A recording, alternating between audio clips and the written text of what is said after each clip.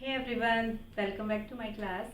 आज सीटेट के बारे में छोटी सी इन्फॉर्मेशन है, क्योंकि यूट्यूब में एक ऐसी हवा फैल गई है कि सीटेट जुलाई वाला होगा या नहीं होगा।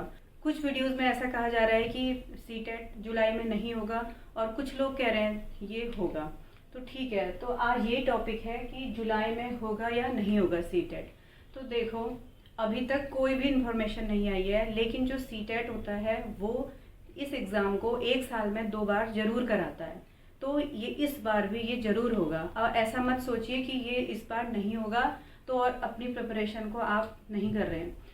अगर आप ये सोच रहे हैं कि इस बार सीटेट नहीं होगा तो फिर आप लोग आने वाले एग्ज़ाम भी नहीं दे पाएंगे, क्योंकि अब कुछ टाइम बाद बहुत सारे ऐसे टीचिंग जॉब्स आने वाली हैं, जैसे KVS हो गया, और भी बहुत सारी जॉब हैं जिनकी वैकेंसीज अब आने वाली हैं और उसमें सीटेट कंपलसरी है। तो विदाउट सीटेट आप KVS के फॉर्म भी नहीं भर पाएंगे। तो इसलिए आपको सीटेट पास करना जरूरी है। और जिसने सीटेट दिसंबर वाला क्लियर कर लिया है उसके लिए तो ठीक है, लेकिन जो नहीं कर पाया है या जो नए स्टूडेंट हैं तो वो इस जुलाई वाले सीटेट की अपनी तैयारी करें। ठीक है, तैयारी रखें, इसको छोड़ना नहीं है। ठीक, जो बच्चे सीटेट पहले भी दे चुके हैं और किसी वजह से उनका नहीं हो पाया, वो अपनी तैयारी बिल्कुल कंटिन्यू रखें। और जो बच्चे नए हैं वो उनके लिए, जो बच्चे पहले से सीटेट को जानते हैं उसको तो इसके बारे में सब पहले से पता होगा, लेकिन जो नए बच्चे हैं उनको ये पता होना चाहिए कि सीटेट क्या है, कैसे देते हैं और इसको फर्स्ट अटेम्प्ट में कैसे निकालते हैं, और इसको फर्स्ट अटेम्प्ट में ही निकालना है। ठीक है, क्योंकि क्या होता है, अगर हम एक बार इसको नहीं निकाल पाते हैं ना तो हमारा कॉन्फिडेंस लो हो जाता है और हमें बहुत टफ लगना लगता है, बोरिंग लगने लग जाता है, और हमारा क्या होता है कभी कभी 1, 2, 3 अटेम्प्ट में भी नहीं निकल पाता है। ठीक है, तो हम एक स्मार्ट स्ट्रेटेजी से इसको पढ़ेंगे और मैं अभी बताती हूँ उसको कि आप इसको कैसे पढ़ेंगे। और कम देखो, जुलाई में ये एग्ज़ाम हो जाता है और पहले क्या होता था, इसका जो नोटिफिकेशन था 6 महीने पहले आ जाता था। ठीक है, तो क्या होता था, हमें 6 महीने का प्रैक्टिस मिल जाती थी। और अभी अप्रैल स्टार्ट हो गया है, अप्रैल, मई, जून और जुलाई में आपका एग्ज़ाम हो जाएगा। आपके पास मुश्किल से 3 महीना भी नहीं है, 2.5 महीना है। तो अभी नोटिफिकेशन आया भी नहीं है और उसके बाद आपको क्या पता 1.5 महीने या 2 महीने मिले। तो अभी से आप अपनी पढ़ाई की तैयारी करते रहें। ठीक है, और जैसे ही नोटिफिकेशन आएगा और आपको पता भी नहीं चलेगा, नोटिफिकेशन आएगा और एग्ज़ाम डेट भी आ जाएगी। ठीक है, तो आपको तैयारी करते रहना है। और देखो, सीटेट, जो बच्चों को सीटेट के बारे में नहीं पता है उसके लिए ये वीडियो है। एक बार देख लो कि सीटेट होता क्या है। सीटेट एक एलिजिबिलिटी टेस्ट है। इसमें कोई रैंक नहीं लानी होती है, इसमें कोई टॉप नहीं करता है, इसमें कोई मेरिट नहीं बनती है। ये एक क्वालिफाइंग पेपर है जिसको 60% लाना होता है। ठीक है, 60% में इसको पास करते हैं। ये होता है 150 मार्क्स का। ठीक है, दोनों पेपर, इसके 2 पेपर होते हैं, फर्स्ट पेपर, सेकंड पेपर। अभी हम एक एक करके दोनों की बात करेंगे। दोनों में 150 मार्क्स का ये पेपर होता है और इसमें 60% में पास होना होता है। यानी हमें कितने नंबर लाने होते हैं, 90 नंबर। अगर हमारे 150 में से 90 मार्क्स आ गए तो हम पास है, मतलब हमने सीटेट क्लियर कर लिया है। और सीटेट क्लियर कर लिया है तो इसका मतलब जितने भी आगे को गवर्नमेंट एग्जाम आएंगे, वैकेंसीज निकलेंगी, तो हम फॉर्म भर सकते हैं, हम एलिजिबल हैं। ये सीटेट बस इतने के लिए है। चाहे आप गवर्नमेंट जॉब करें चाहे प्राइवेट जॉब करें, आजकल सीटेट हर जगह कंपलसरी कर दिया है। अभी कुछ महीने पिछले में एक रूल नया निकला है जिसमें क्या है, सीटेट अब कंपलसरी है। जिसने सीटेट नहीं किया होगा पहले, वो जो टीचर बन गए हैं अब उनको भी सीटेट करना जरूरी है। उसका मतलब ये है कि जितने भी टीचर होंगे उनके पास ये वाला टीचिंग एलिजिबिलिटी टेस्ट का सर्टिफिकेट होना बहुत जरूरी होगा।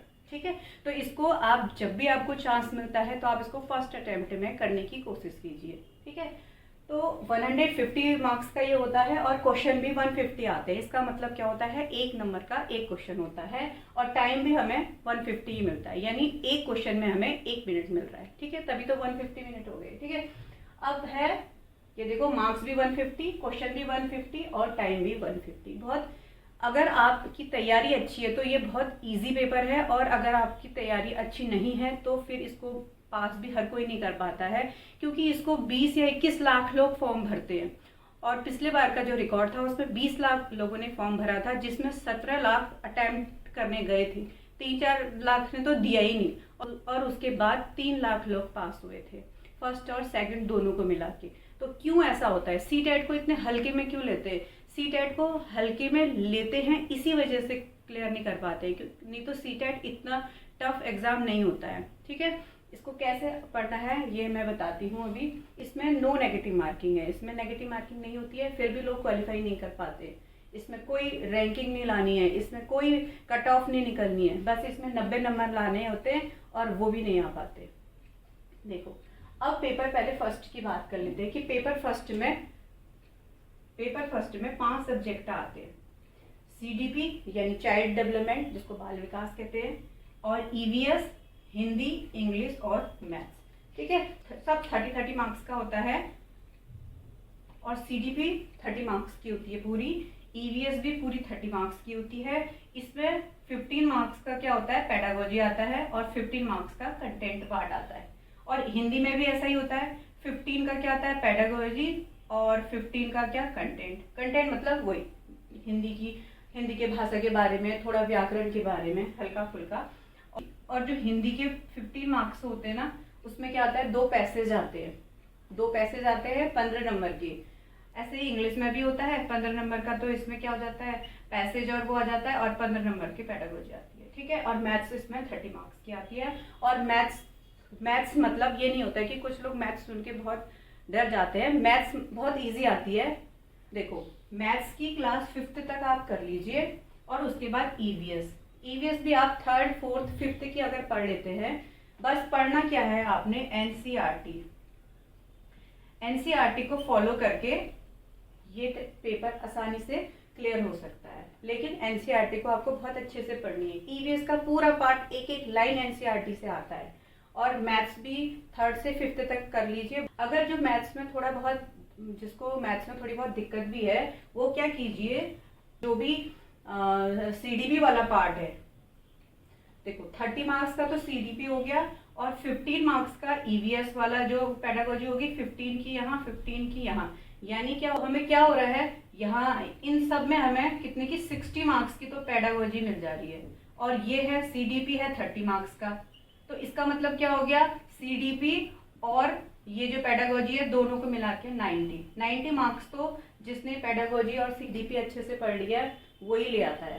ठीक है, और थोड़ा बहुत हिंदी इंग्लिश में, और हिंदी में भी पैसेज का ध्यान रखना है, उसमें थोड़ी सी व्याकरण आती है हिंदी में, और ग्रामर वाला पार्ट ग्रामर आता है। अब ग्रामर और व्याकरण आता है तो इसका मतलब ये नहीं कि व्याकरण की एक बुक उठा ली और पढ़ते रहा। बहुत बेसिक चीजें आती हैं जो हम बचपन से पढ़ते आ रहे हैं, संधि, समास, मुहावरे या विलोम शब्द, समानार्थी शब्द, ये सब चीजें आएंगी। और इंग्लिश में भी यही अपोजिट, सिनोनिम्स, ये सब चीजें आती हैं।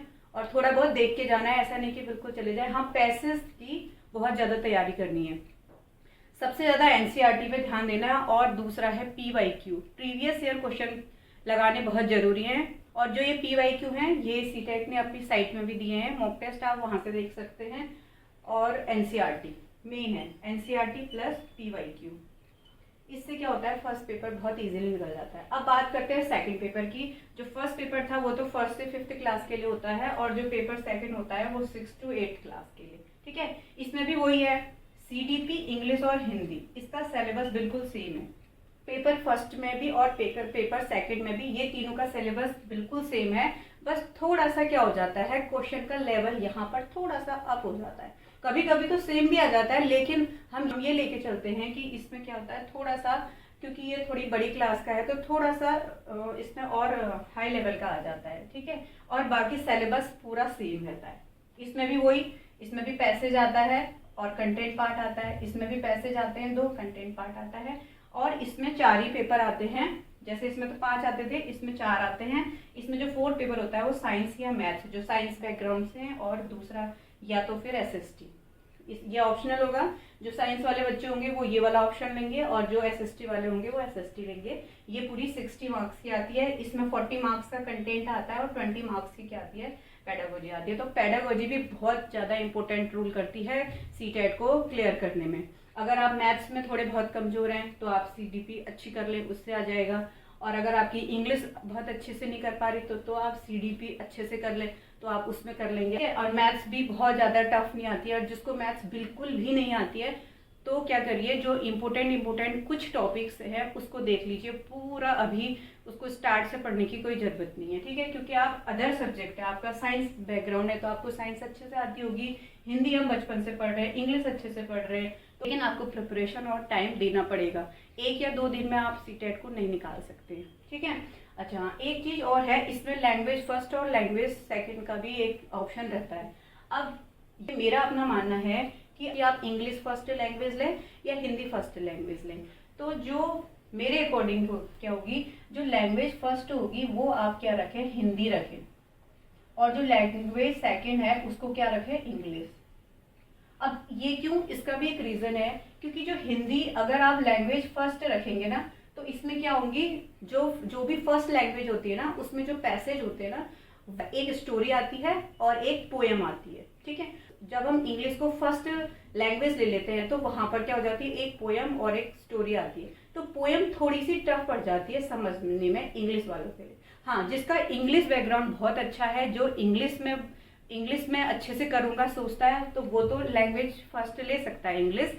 लेकिन हाँ, जो इंग्लिश बहुत अच्छे से ये पोएम को समझ नहीं पाता है, तो उसको जो लैंग्वेज फर्स्ट है वो हिंदी लेने में बहुत फ़ायदा है। जो लैंग्वेज फर्स्ट में क्या होता है, एक स्टोरी आएगी और एक जो पोएम आती है, जो कविता आती है, पद्य पाठ, एक गद्य आता है, एक पद्य आता है, तो वो कविता को हम बहुत आसानी से समझ के हिंदी में कर लेते हैं, ठीक है।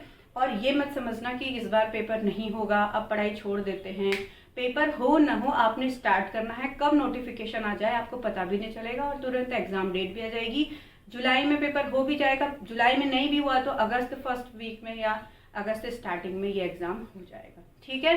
तो आज ही से अपनी सीटेट की प्रिपरेशन स्टार्ट कर दीजिए। बाकी जो साइंस वाले स्टूडेंट हैं वो मुझसे बायो का कुछ टॉपिक अगर आपको समझ नहीं आ रहा है तो मेरे बहुत सारे वीडियोस पड़े हैं, आप उसका भी पढ़ सकते हैं। कुछ मेरे केमिस्ट्री के भी हैं सीटेट से रिलेटेड, आप वो वीडियोस भी देख सकते हैं, क्योंकि मेरा साइंस बायोलॉजी से रिलेटेड मैं वीडियोस डालती हूँ। तो जिसको भी साइंस बायोलॉजी पढ़नी है तो वो मेरे वीडियोस देख के भी थोड़ी सी हेल्प ले सकता है।